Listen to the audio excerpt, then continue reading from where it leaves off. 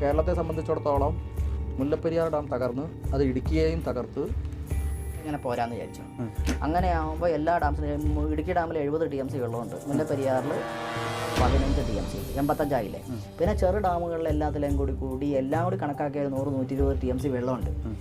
ഇത് വെള്ളം മാത്രമല്ല, ഇപ്പോൾ മുല്ലപ്പെരിയാർ ഡാം തകർന്നു, കല്ല് ഡാം കൺസ്ട്രക്ട് ചെയ്ത കല്ല്, 130 വർഷത്തെ ചെളി, മുമ്പിലുള്ള മരങ്ങളും മൃഗങ്ങളും മനുഷ്യരും കെട്ടിടങ്ങളും വണ്ടി സകലതും ഇതെല്ലാത്തിനെയും വഹിച്ചുകൊണ്ട് ഒഴുകാല്ല, മുകളിൽ നിന്ന് താഴേക്ക് വീഴാണ്.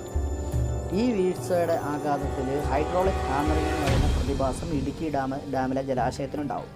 ആ ജലാശയം ഈ ഫോഴ്സ് മൾട്ടിപ്ലൈ ചെയ്ത് ഡാം ഭിത്തികളെ തകർക്കും.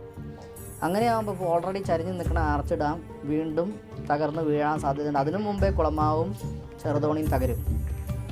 വലിയ പ്രഹരശേഷിയോടുകൂടി താഴോട്ട് എല്ലാ ഡാമിൻ്റെ അവശിഷ്ടങ്ങളും ചെളിയും വഹിച്ച് താഴെ